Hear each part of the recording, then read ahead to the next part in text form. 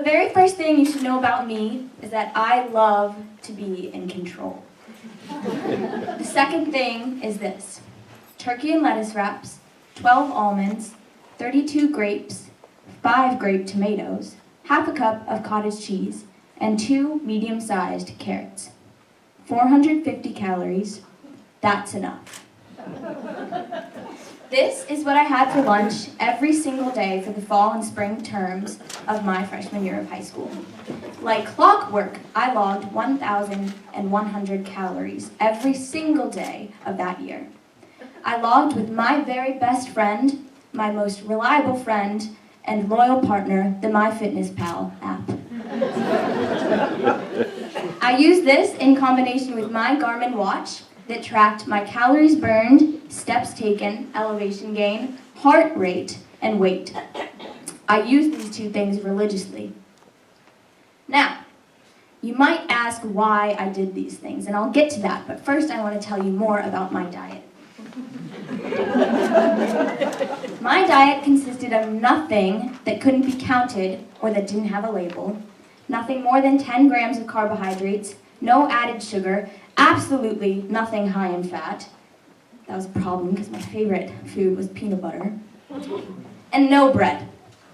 Now, this, combined with my school schedule, wake up in the morning, go to the classes and challenges myself, and then after school, play hard in soccer or track practice, and then when I got home, I'd push myself and do, what normal people do after school. I'd go to play rehearsal, learn the French language, or do more homework, and then I went to bed promptly after.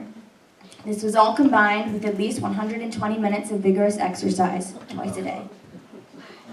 Why? The year before, I was twice waitlisted to the school of my dreams.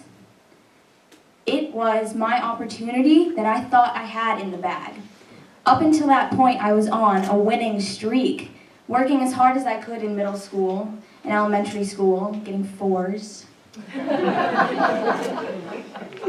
What I worked for showed in my school and in the things I did outside of school. But this was the very first time in a long time that I was showed maybe everything I had wouldn't be enough. So it broke me, and especially because I was living in the legacy of my 2 older sisters, who are the best people on the planet.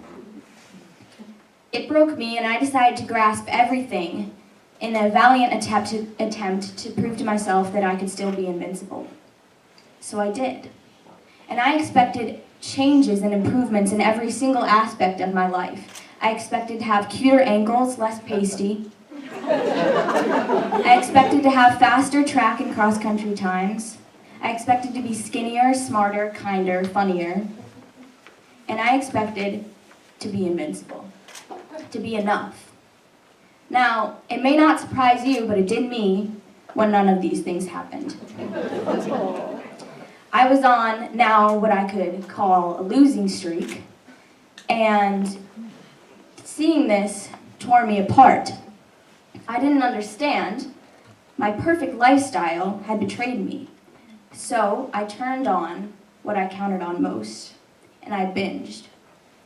I'd spend some nights eating every single thing in sight, bawling my eyes out, and when I ate too much that my stomach hurt and I couldn't walk, I didn't walk. And I spent my nights crying on the floor of my kitchen next to the vent heater that would warm my blue fingers, my cold body, and my thin, thin hair. Nights like these were never followed by days of pity and regret and starvation. And soon enough, these nights added up, and every day was like this. I never enjoyed what I did anymore. I didn't love much at all. And on the days when I sat at the lunch table with my friends as they discussed shared memories, it wasn't funny. It wasn't cute, and what they were talking about I could never relate to because it wasn't making me better. It had nothing to do with me. So I cried. And that night, as I went home, I decided I'd put myself up to the ultimate test. This was the point where I was going to prove to myself that I was working hard enough, finally, that I was working hard enough. So I found myself Downstairs, next to the bin of clothes my mother continues to keep, she's not a hoarder, of Gap Kids size 8 leggings, my favorite pre-K attire. And these are my teal leggings, my favorite teal leggings that are just staring right back at me. And I'm staring at them. And they say to me, if you don't fit into me, you are considerably the lamest person on earth. So I hoist them, and I'm stepping in, and they don't make it anywhere past my knees. And I start to scream, and I'm shivering, and I'm drooling, and I'm crazed, and I run up to my bedroom, and I look into my mirror, and I'm shaking my hands. And as I look down and into the mirror, I look crazed. This was never who I was supposed to be. Tonight, I stand in front of you with ankle socks. And I'm telling you this story because tonight I ate whatever the hell I wanted to for dinner. I was hungry.